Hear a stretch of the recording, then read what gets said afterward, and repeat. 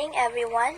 We will tackle about the two novels of Dr. Jose Rizal, which is the Noli Me Tangere and El Filibusterismo.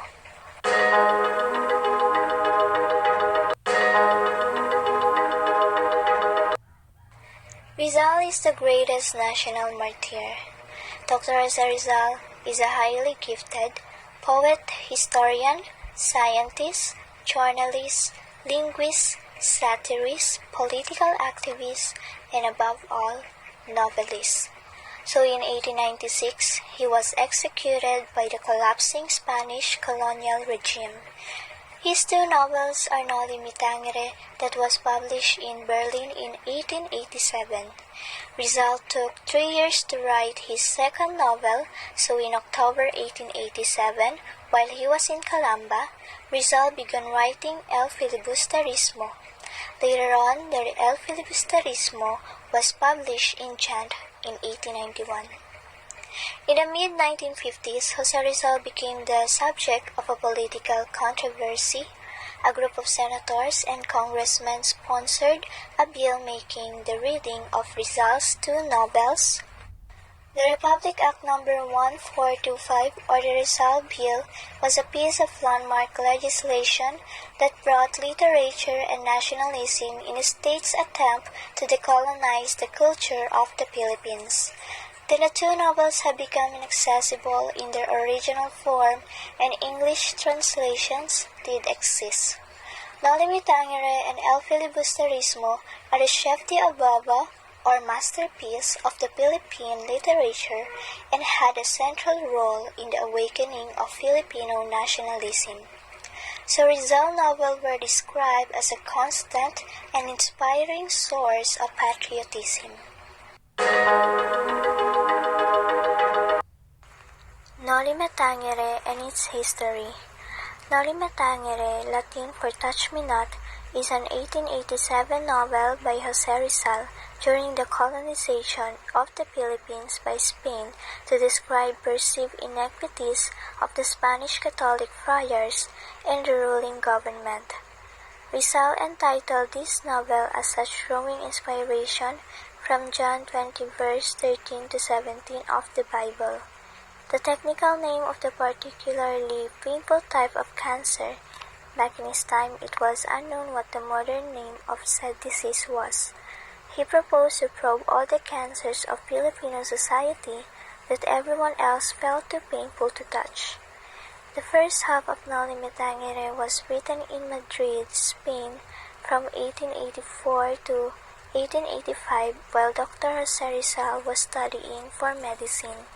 While in Germany, Rizal wrote the second half of Noli Me Tangere from the time to time starting February 21, 1887.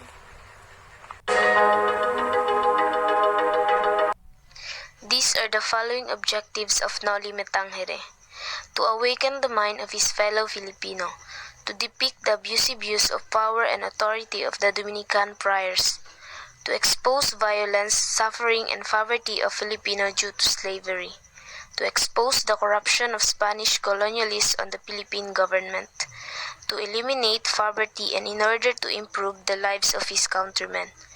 And the last is to describe the Philippine society under the Spanish rule. Noli Me Tangere was the first novel written by our national hero, Dr. Jose P. Rizal in 1887, and was published in Germany. The story of this first novel was detailed in showing the society of the Philippines during Spanish colonial period and returns the aristocracy behind the poverty and abuse. This is the synopsis of Noli Me Tangere. To simply understand, Noli Me Tangere portrays different aspects of gaining independence. Jose Rizal's novel focuses on social climbers, abusive power, family, self-sacrifice, and purity and faithfulness.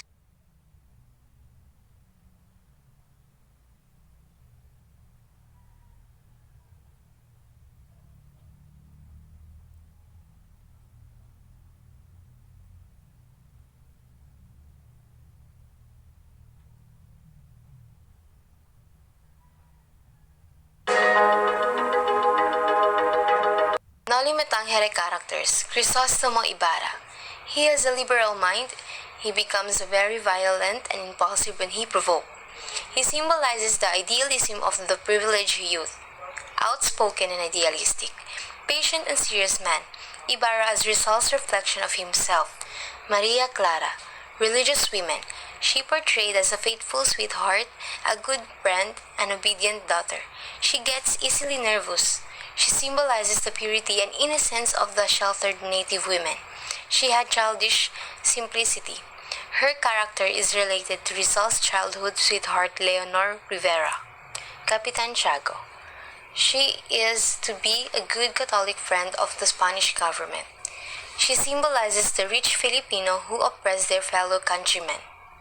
Pia Alba, a young, healthy, and beautiful woman.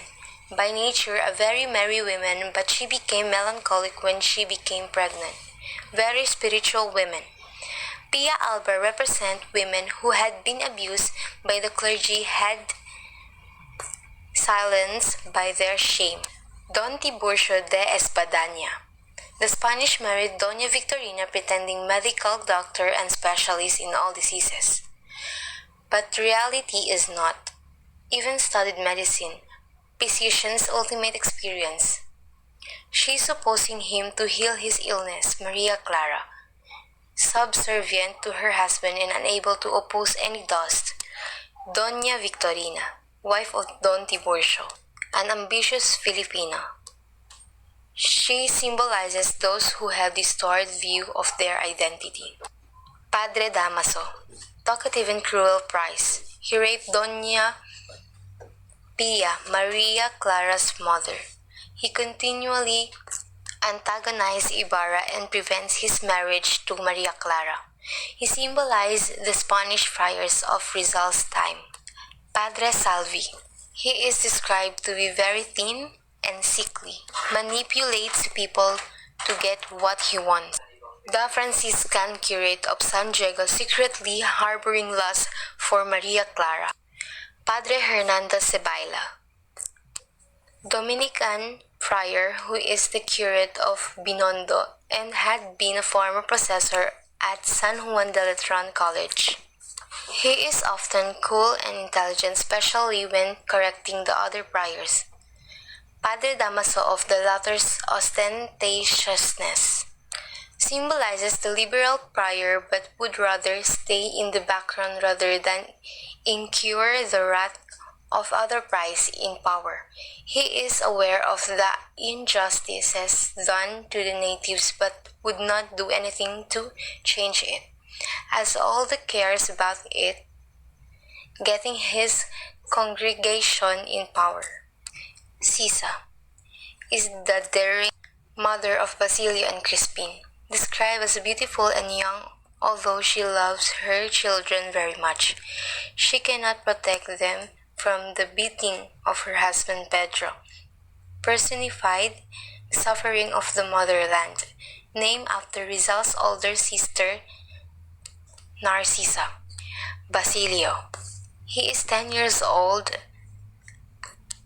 acolyte or acolyte's tasked to ring the church bells for the Angelus.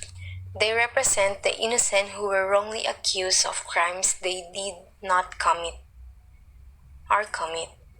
Their story was based on the true tale of the Crisostomo brothers of Hagoni. Crispin. He is 7 years old, often talks about silly things, and is Sisa's favorite son, an altar boy. He was unjustly accused of stealing money from church. Gobernador General, represented the typically governor-generals of the Philippines who would often disdain the power that priors had. Elias. He distrusts human judgment and prefers God's justice instead. He represents the common Filipino. He prefers a revolution over the reforms. He is said be the personification of Andres Bonifacio. Filosofo Tasio, known as Filosofo Tasio. He is a pessimist. Rizal can relate to his character as his oldest brother, Pasiano Rizal. He spent most of his money on books and now lives in poverty. He symbolizes the learned of Filipinos.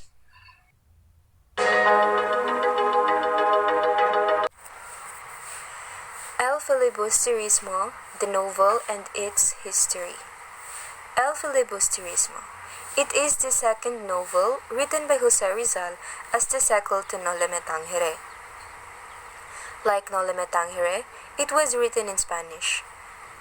So, the first owned handwriting of the novel El Filibusterismo was written in Spanish language, just like his first novel, which is the No Le Me Tangere. El Filibusterismo is the reign of greed in English. So when we say the reign of greed, it is a selfish reign, or in Tagalog, pagahari na may kasakiman. El Filibusterismo consists 38 chapters. So, Rizal dedicated his novel El Filibusterismo to the three martyred priests who are the Gumborza or Mariano Gomez, Jose Apolenio Borgus, and Jacinto Zamora or the Gumborza. So the execution of the three priests was significant to the title of the novel because for Rizal, the treatment for the three priests and the death at the hands of the Spanish authorities was unjust. El Filibusterismo, the title. So why did Jose Rizal chose El Filibusterismo to be the title of his novel? He chose this title because Rizal had to define the word filibustero to his German friend Ferdinand Blumentritt, who did not understand his use of the word in No Le Me Tangere. In a letter, Rizal explained, the word filibustero is little known in the Philippines. The masses do not know it yet. I heard it for the first time in 1872 when the tragic executions took place. I still remember the panic that this word created. Our father forbade us to utter it, as well as the words Cavite, Borgus, and others. The Manila newspapers and Spaniards apply this word to one whom they want to make a revolutionary suspect. The Filipinos belonging to the educated class fear the reach of the word. It does not have any the meaning of freebooters. It rather means a dangerous patriot who will soon be hanged or well a presumptuous man. So in the letters explained by Rizal, he explained that he chose El Filibusterismo to be the title of his novel because when he remembers the panic or fear or tragic that this word filibustero created, he somehow wants to share it with the people. El Filibusterismo, the history of the novel. Rizal took 3 years to write his second novel. Rizal began writing El Filibusterismo in October 1887 while he was in Calamba. In London, 1888, he revised the plot and some chapters. Rizal continued to work on his manuscript in Paris. So in Paris is where he used to live to Valentin Ventura. We will know more about Valentin Ventura later. So he later moved to Brazil, where the cost of living was cheaper.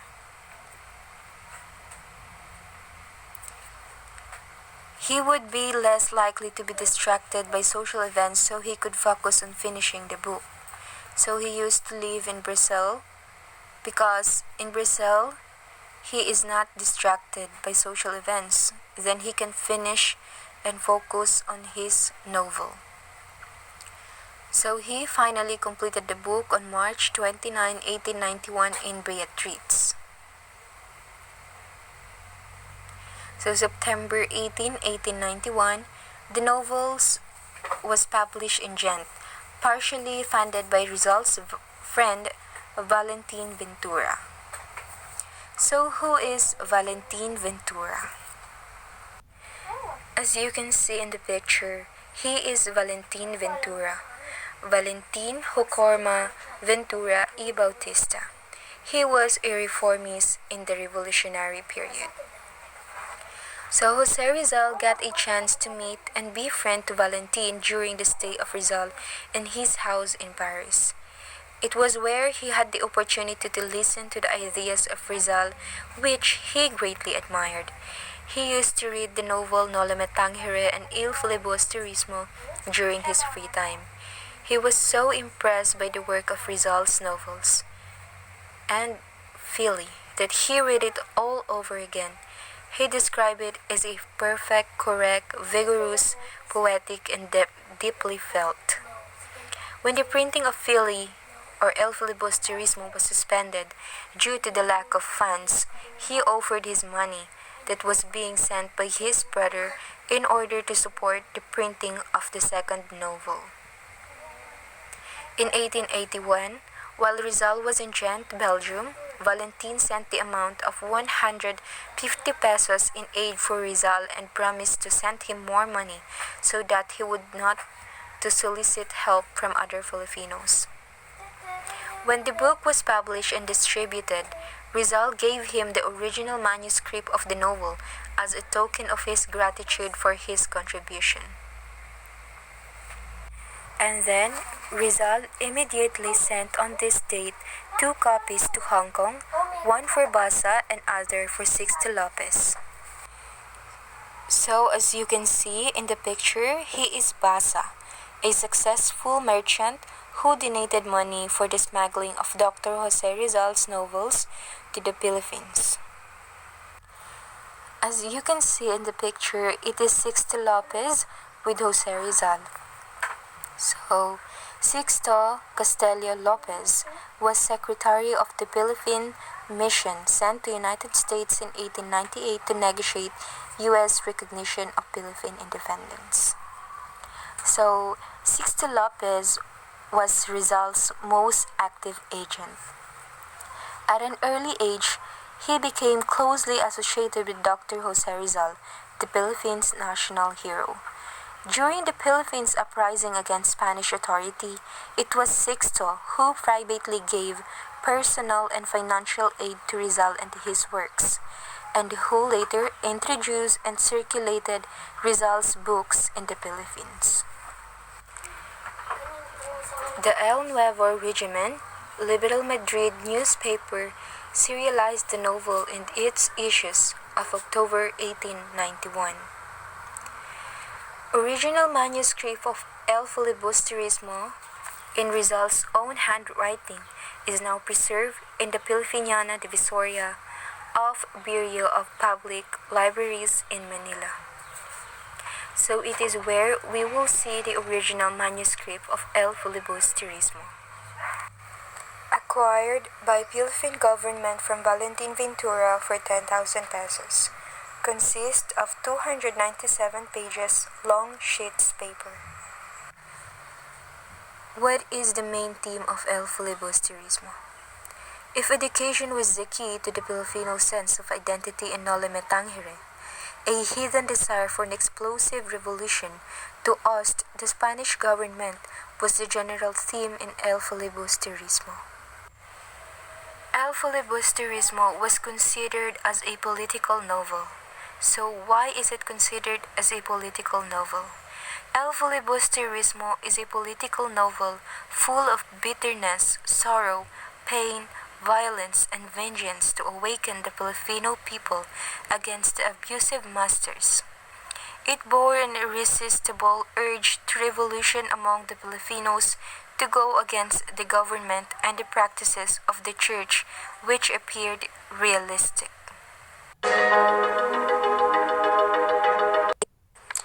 El Filibusterismo objectives of Dr. Jose Rizal.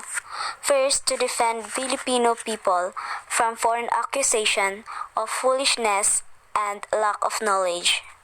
To show how the Filipino people lived during Spanish colonial period and the cries and woes of his countrymen against abusive official. Third, to discuss what religion and belief can really do to everyday lives. And last, to expose the cruelty, graft, and corruption of the false government and honestly show the wrongdoings of Filipinos that led to further failure. By the novels of Jose Rizal, one of these effects was to shed light on the poverty experienced by the Filipinos at the hands of the Spaniards. Some Filipinos also woke up and become aware of the abuse that Spanish friars were doing to them. Also because of this book by Jose Rizal, many Filipinos became brave and were persuaded to stop the abuses that the Spaniards were inflicting on their fellow Filipinos. We can say that these books awakened and empowered other Filipinos and also enlightened the Filipinos on the changes and reforms that the Spaniards needed and should do. They were also enlightened at the end that should happen to the abuses and pain perpetrated by the Spaniards.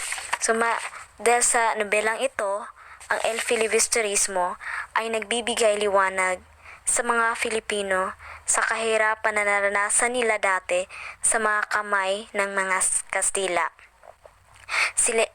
Nagising at namulat ang mga Filipino sa mga ginagawang pang-aabuso ng mga Kastilang praile.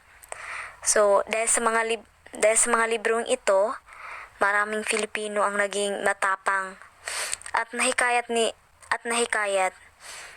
na itigil ang pang-aabuso at pananakit ng mga Kastila sa mga Filipino. At sa librong ito ay nagbibigay lakas at sa pamamagitan ng librong ito ay nagbibigay lakas sa mga Pilipino na labanan ang mga Kastila para makamit ang kalayaan. So, and from these novels, the great goal is to unite the Filipino to achieve the freedom he and everyone wants. The goal of achieving freedom is one of his long-held aspiration. The goal of having a free nation that we have now achieved from the hands of the occupiers.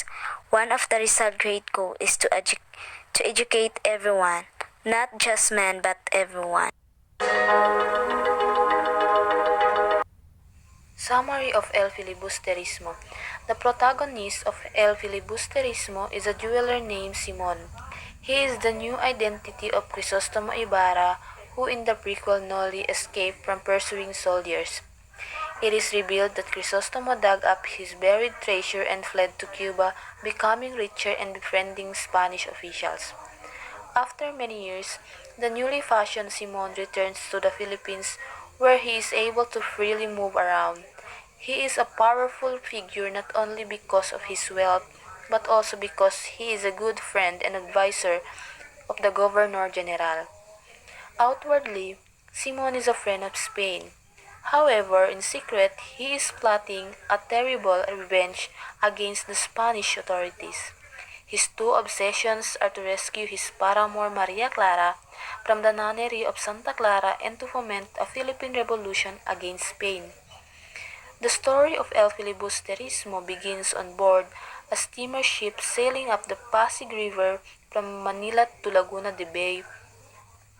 Among the passengers are Simon, Doña Victorina, a Spanish native woman who is going to Laguna in search of her henpecked husband, Tiburcio de Espadaña, who has deserted her, Polita Gomez, her beautiful niece, Ben Zaib, a Spanish journalist who writes silly articles about the Filipinos, Padre Sibayla, Vice Rector of the University of Santo Tomas, Padre Camora, the parish priest of the town of Chani, Don Custodio, a pro-Spanish Filipino holding a position in the government, Padre Salvi, teen Franciscan friar and former cura of San Diego, Padre Irene, a kind friar who was a friend of the Filipino students, Padre Florentino, a retired scholarly and patriotic Filipino priest.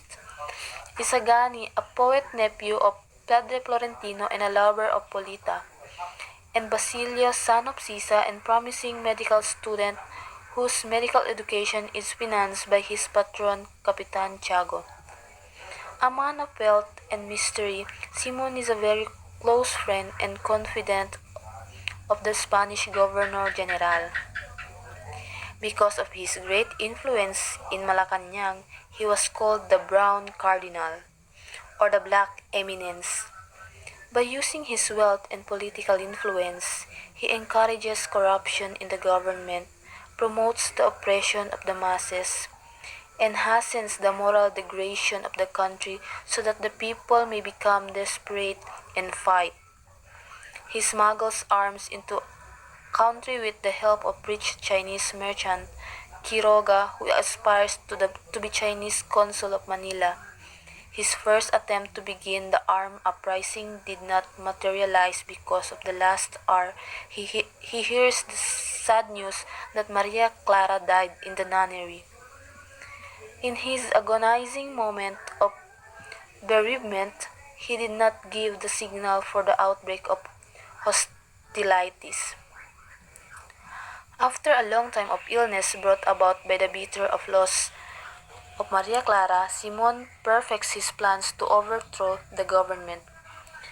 On the occasion of the wedding of Paulita Gomez and Juanito Pelaez, he gives a wedding gift to them, a beautiful lamp. Only he and his confidential associates, Basilio, Sisa's son, who joined his revolutionary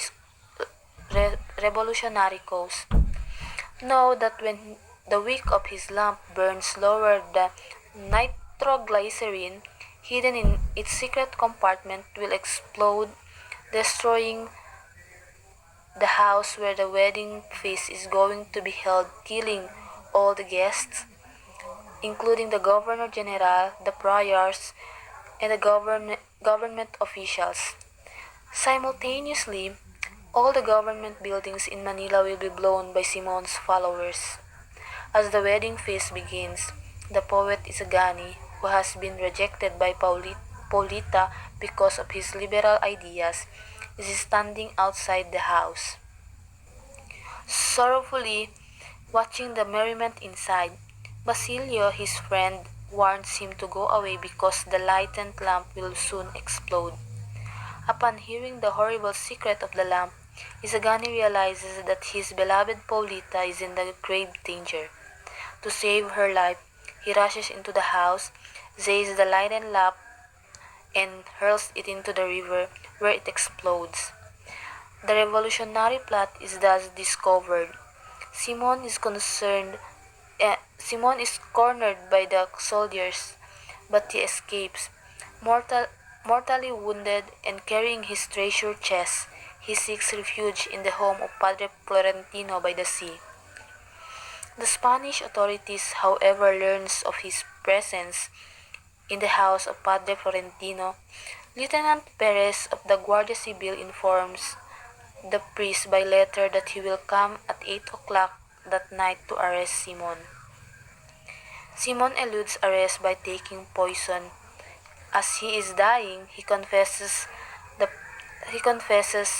to Padre Florentino, revealing his true identity. He dastardly planned to use his wealth to avenge himself, and his sinister aim to destroy his friends and enemies. The confession of the dying Simon is long and painful. It is already night when Padre Florentino, wiping the sweat from his wrinkled brow, rises and begins to meditate. He consoles the dying man, saying, "God will forgive you, Senor Simon. He knows that we are fallible. He has seen that you have suffered, and in ordaining that the chastisement for your faults should come as death from the very ones you have instigated to crime, we can see him infinite mercy. He has frustrated your plans one by one, the best conceived, first by the death of Maria Clara, then by a lack of preparation, then in some mysterious way. Let us bow to his will and render him thanks. Watching Simon die peacefully with a clear conscience and at peace with God, Padre Florentino falls upon his knees and prays for the dead jeweler. The priest, the priest then the priest then takes the treasure chest and throws it into the sea. The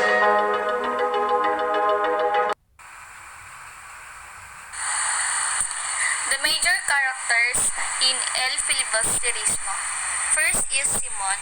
Simon is also known as Crisostomo Ibarra in the novel of Jose Rizal, which is the Noli Me Tangere. Ibarra has returned as the wealthy jeweler as Simon. His appearance is being described as tan, having a sparse beard, long white hair, and a large blue tinted glasses. He was sometimes crude and confrontational. He was derisively described by Custodio and Benzabe as an American Maliato or a British Indian, while presenting as the arrogant elitist on the outside. He secretly plans a violent revolution in order to avenge himself for his misfortunes as a Crisostomo Ibarra in Noli Me Tangere. Character is Basilio. So Basilio, he is the son of Sisa and another character from Noli Me Tangere. In the events of El Filibusterismo, he is an aspiring and so far successful physician in his last year at a university and was waiting for his license to be released upon his graduation. After his mother's death in the Noli, he applied as a servant in Capitan Tiago's household in exchange for food, lodging, and being allowed to study. So he eventually took up medicine, and with Capitan Tiago having retired from society, he also became the manager of Tiago's vast estate. He is a quiet, contemplated man who is more aware of his immediate duties as a servant, doctor, and a member of the student association that he is of politics or patriotic endeavors. His sweetheart is Julie, the daughter of Cabezang Tales, whose family took him in when he was a young boy, fleeing the Guardia Civil and his deranged mother. So the third character is Isagani. Isagani is Basilio's friend. He is described as a poet, taller and more robust than Basilio, although he is younger. He is the nephew of Padre Florentino, but there is also a rumor that he is Florentino's son with his old sweetheart before he was ordained as a priest. During the events of the novel, Isagani is finishing his studies at the Ateneo Municipal and he is planning to take medicine also. He is also a member of student association. He is a proud and tends to put himself on the spot when his ideas are affronted. His unrestrained idealism and poetism clash with the more practical and mundane concerns of his girlfriend, which is Paulita Gomez. When Sagani follows himself to be arrested after their association is outlawed, Paulita leaves him for Juanito Pelaez. In his final mention in the novel, he was bidding goodbye to his landlords, which is the Orenda family, to stay with Florentino permanently. So the fourth one is Father Florentino. He is Isagani's uncle and a retired priest. Florentino was the son of a wealthy, influential Manila family. He entered the priesthood at the insistence of his mother. As a result, he had to break an affair with a woman he loved. and in despair devoted himself instead to his parish. In the year 1872, Cavite mutiny broke out. He promptly resigned from the priesthood, fearful of drawing unwanted attention.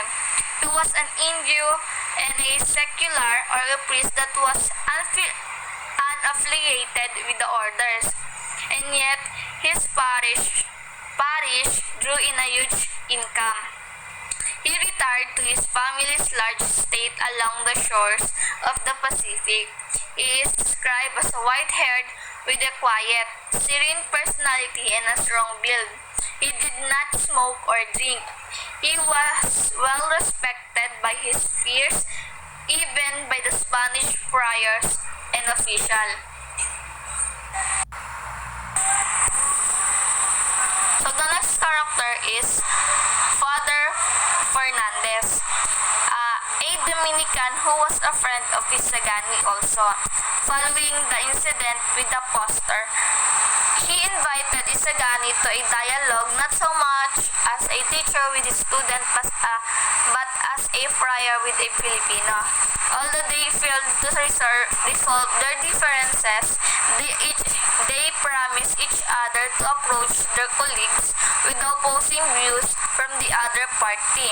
Although both feared that given the animosity that existed between their sides, their own compatriots may not believe in the other party's existence. So the next one is Capitan Tiago, or his full name is Don Santiago de los Santos, Maria Clara's stepfather. Having several land holdings in Pampanga, Binondo, and Laguna, as well taking ownership of the Ibarra's vast state, Tiago still fell into depression following Maria's entry into the convent. He alleviated this by smoking opium, which quickly became an uncontrolled vice, exacerbated by his association with Padre Irene, who regularly supplied him with the substance. So Tiago hired Basilio as a capista, a servant who given the opportunity to study as a part of his wages. Basilio eventually pursued medicine and became his caregiver and the manager of his estate. Tiago died of shock upon hearing of Basilio's arrest, and Padre Irene embellished stories of violent revolt. Captain General, the highest-ranking official in the Philippines during the Spanish colonial period. So, Capitan General in El Filibusterismo is Simon's friend and confidant. He is described as having an insatiable lust for gold. Simon met him when he was still a major during the 10 Years' War in Cuba. He secured the major's friendship and promotion to Captain General through bribes. When he was posted in the Philippines, Simon used him as a pawn in his own power place to drive the country into revolution. So the Captain General was ashamed into not extending his tenure after being rebuked by a high official in the aftermath of Basilio's imprisonment. This decision to retire would later on prove to be a crucial element to Simon's scheme. Father Bernardo Salve, the former parish priest of Santiago in Noli Me Tangere, and now the director and chaplain of the Santa Clara Convent. So the epilogue of the Noli implies that Salve regularly rapes Maria Clara when he is present at the convent. In Filibusterismo, he is present at the convent. He described as her confessor in spite of reports of Ibarra's death. Salve believes that he is still alive and lives in constant fear for his revenge. The next is Father Milon, a Dominican who served as a physics professor in the University of Santo Tomas. And next is Quiroga, a Chinese businessman who aspired to be a consul for China in the Philippines. Simon coerced Quiroga into hiding weapons inside the latter's warehouses in preparation for the revolution. Next is Don Custodio. So Don Custodio de Salazar y Sanchez de Monterredondo, a famous contractor who was tasked by the Captain General to develop the Students' Association proposal for an academy for the teaching of Spanish, but was then also under pressure from the priests not to compromise their prerogatives as monopolizer of instruction.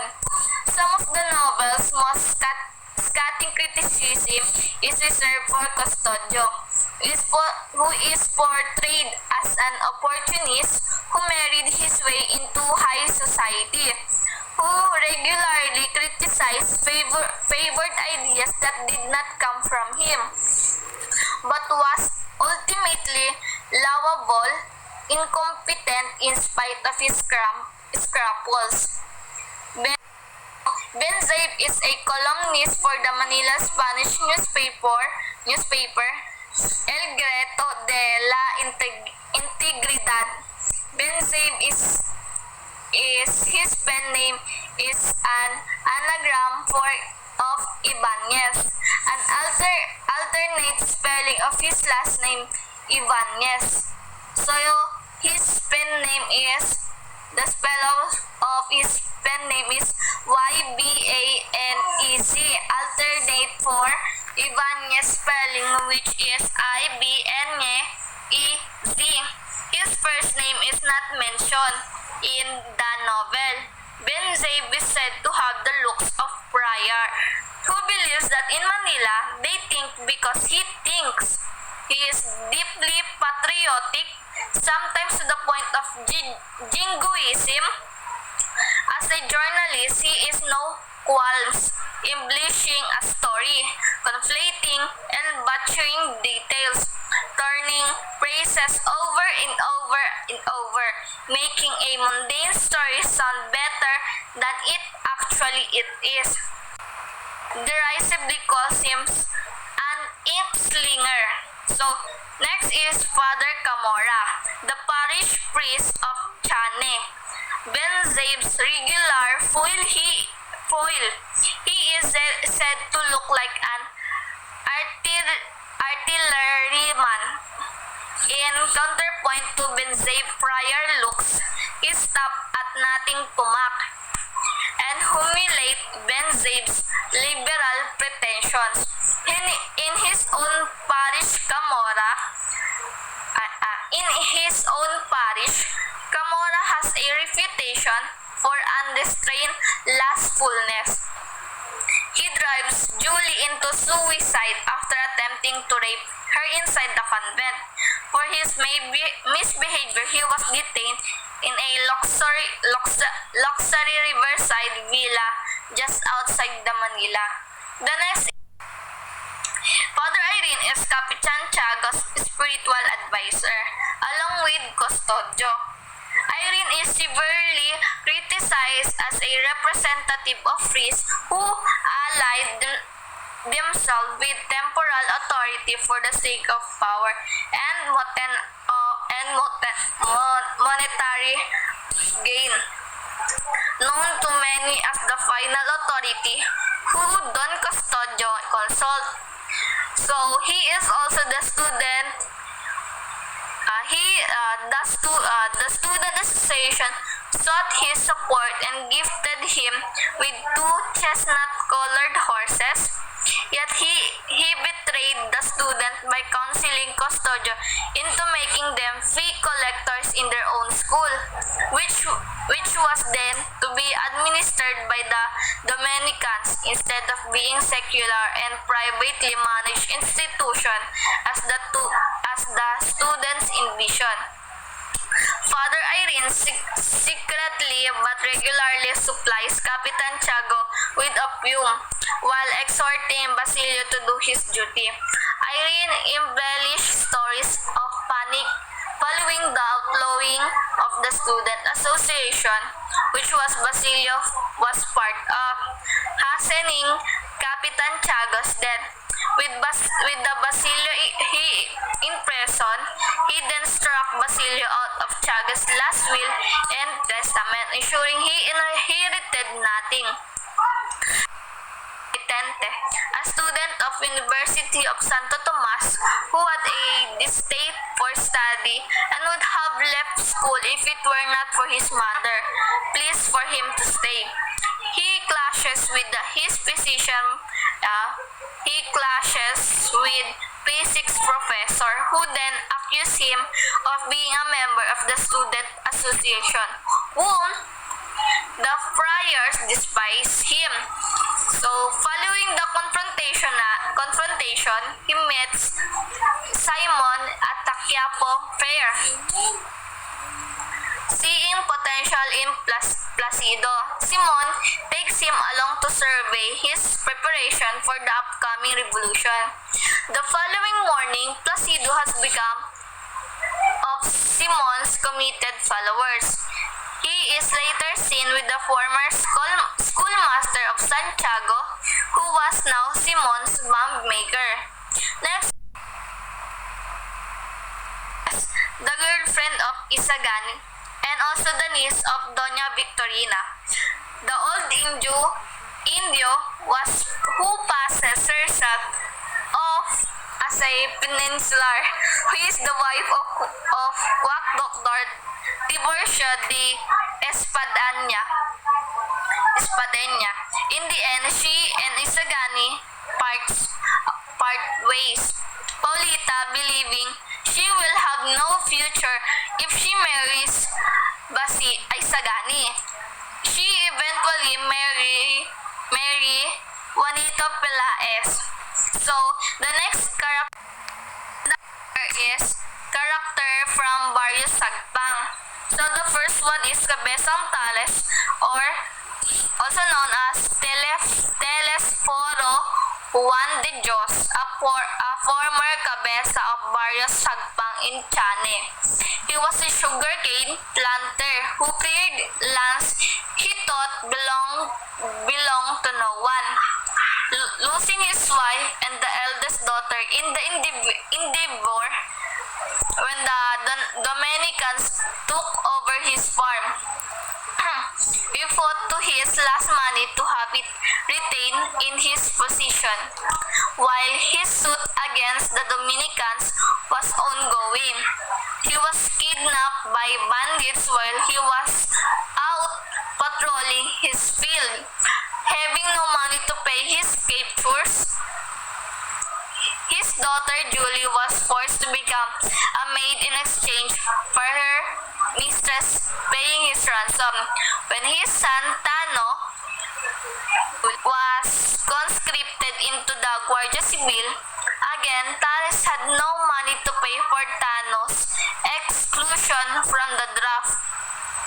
When in spite of all, Tales lost the case. He not only lost his farm but also dealt with a heavy fine. He later joined the bandits and became one of their fiercest commanders. Tandang Celo, his father, would later on join his band after the death of Julie. So the next one is Tandang Celo, the father of Cabezang Tales and grandfather of Tano and Julie, a deer hunter and later on a broom maker. He and Tales took in the young, sick Basilio, who was then fleeing from the Guardia Civil. On the Christmas day, when Julie left to be with her mistress, Celo suffered from some form of stroke that impaired his ability to speak. After Julie's suicide, Celo left town permanently permanently, taking with him his hunting spear. He was later seen with the bandits and was killed in an encounter with Guardia Civil. Ironically, by the gun of the troops, sharpshooters Tano, his grandson. The next Julie, or she is Juliana de Dios, the girlfriend of Basilio, and the youngest daughter of Cabezang Tales. When Tales was captured by bandits, Julie petitioned her mana Penchang to pay for his ransom. In exchange for that, she had to work as a Penchang's maid. Basilio ransomed her and bought a house for her family. When Basilio was sent to prison, Julie approached Chanes Corate, Padre Camora, for help. When Camora tried to rape her instead, Julie jumped to her death from the church towers. So, next is Cabezang Tales' son and second to Lucia, who died in childhood. His nickname is Carolino. After returning from Guardia Civil training in the Carolines, his squad was escorting prisoners through a road that skirted to a mountain when they were ambushed by bandits. In the ensuing battle, Tanyo, the squad's sharpshooters, killed a surrendering bandit from a distance. He did not know that bandits is his grandfather, which is Tandang Sel. Next is Hermana Penchang, the one among the rich folks of Chane who lent Julie money to ransom Cabezang Tales from the bandits. In return, Julie will serve as her maid until the money was paid off. Penchang is described as a pious woman who speaks Spanish. However, her piety was clouded over by the virtues taught by the friars. While Julie was in her service, she made her work constantly, refusing to give her time off so she can take care of her grandfather Celo. Nevertheless, when the rich folks of Chanishan, Julie, because to support her family in any way, might earn some form of retribution from the friars. Penchang was the only one who took pity upon her. Noli me tangere. Ito ay salitang Latin na ang ibig sabihin ay huwag mo kong salangin o touch me not sa Ingles. Ito ay isang nobela noong 1887 na likha ng tinuturing natin na pambansang bayani na si Dr. Jose Rizal. Isinulat niya ito sa kalagitnaan ng pananakop ng mga Kastila sa Pilipinas. Inilalarawan nito ang hindi patas na pagtrato ng mga prailing Kastila at ng pamahalaan sa mga Pilipino. Orihinal na isinulat ito sa salitang Espanyol. Akala ko tapos na. Halika na, Sonita. Ang bagal-bagal mo. Madami hindi ka nakakadiri. Akala ko makakapagsimula ako ulit. Pangarap! Tumas na lang mga pangarap. Akala ko masasanay na tayo sa pamamalakad ng mga Kastila. Bakit ba siya matutulog? Pero bumalik siya. Kailangan kita. Tulungan mo ako sa